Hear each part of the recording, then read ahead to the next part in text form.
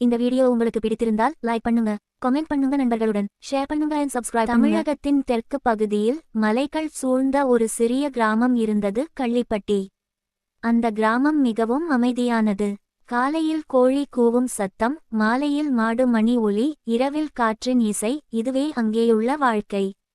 ஆனால் அந்த கிராமத்தில் ஒரு இடம் மட்டும் மக்களுக்கு பயத்தை தந்தது. அது பழைய சந்தை மைதானம். கள்ளிப்பட்டியின் சந்தை வாரத்தில் 2 நாள் மட்டும் கூடியது, செவ்வாய் மற்றும் வெள்ளி. அந்த நாள்களில் மைதானம் கூட்டம் நிரம்பி இருக்கும். காய்கறி வாசனை, மசாலா மணம், மாட்டு சாணம் கலந்த மண் வாசனை எல்லாம் கலந்து ஒரு கிராம வாழ்வின் சுவையை உருவாக்கும். ஆனால் இரவு வந்தவுடன் அந்த இடம் முற்றிலும் மாறிவிடும்.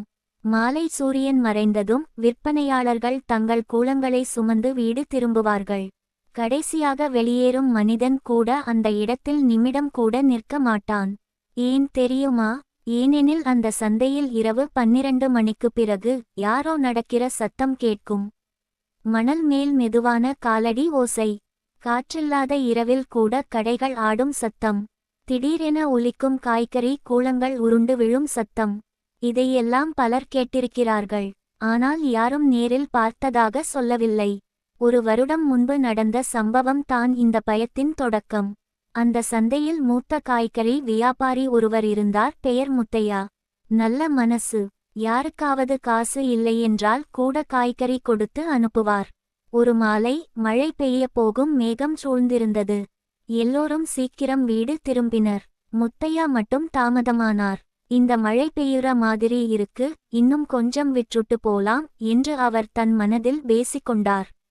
இரவு விரைவாக இறங்கியது. மழை வரவில்லை, ஆனால் வானம் கருமையாகியது.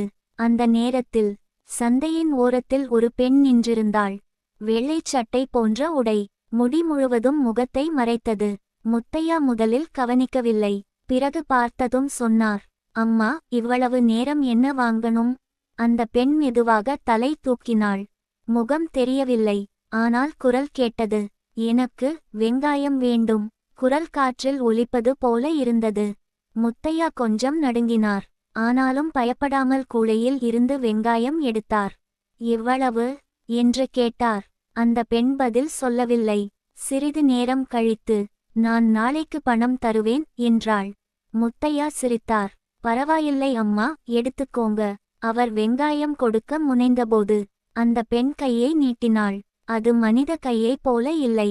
நீண்ட விரல்கள், நிழல் போல கருப்பு. முத்தையா பின்னோக்கி ஒரு அடி போனார்.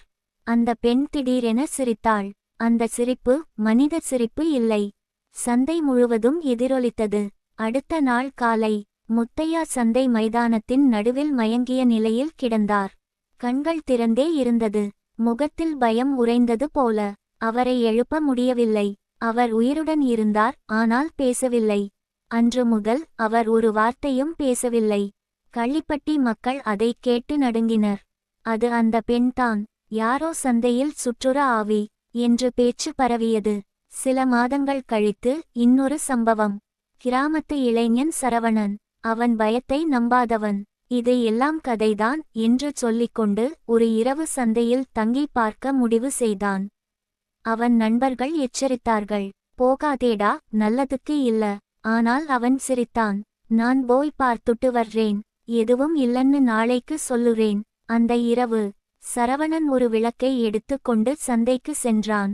முதலில் எதுவும் இல்லை, நிசப்தம். 12 மணி அடித்தது. அந்த நேரத்தில் விளக்கு தானாக அணைந்தது. காற்றே இல்லை. ஆனால் அவன் பின்னால் யாரோ நின்றது போல உணர்ந்தான். யாரு என்று அவன் கேட்டான். பதில் இல்லை. மெதுவான காலடி சத்தம். அவன் திரும்பி பார்த்தான். வெள்ளை உடை, முடி முகம் மறைத்தது. அதே பெண். உனக்கு என்ன வேணும் என்று சரவணன் தைரியமாக கேட்டான். அந்த பெண் மெதுவாக சொன்னாள், நான் இன்னும் பணம் கொடுக்கலை. சரவணன் புரியாமல் நின்றான். அடுத்த நொடியில் அவன் கத்தல் முழு கிராமத்தையும் எழுப்பியது. காலை வந்தபோது அவன் சந்தையின் ஓரத்தில் கிடந்தான். உயிருடன் இருந்தான், ஆனால் அவனுடைய முடி வெள்ளையாக மாறியிருந்தது. அவன் கண்களில் பயம் மட்டும்.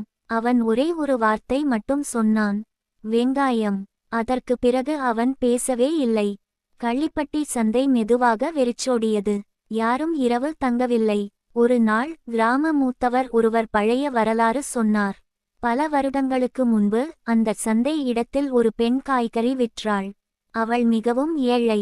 ஒருமுறை அவள் வெங்காயம் கடனாக கொடுத்தவர் பணம் தராமல் அவளை அவமானப்படுத்தினார். அவள் அதே இடத்தில் தற்கொலை செய்து கொண்டாள். அதன் பிறகு அவள் ஆன்மா பணம் கேட்டு அங்கே சுற்றிக் கொண்டிருக்கிறதாம். யாராவது நாளைக்கு தருவேன் என்று சொன்னாள். அவள் சிரிப்பாள். அந்த சிரிப்பு கேட்டால் அவர்களின் வாழ்க்கை மாறிவிடும். இப்போது கூட கள்ளிப்பட்டியில் செவ்வாய் வெள்ளி சந்தை நடக்கிறது.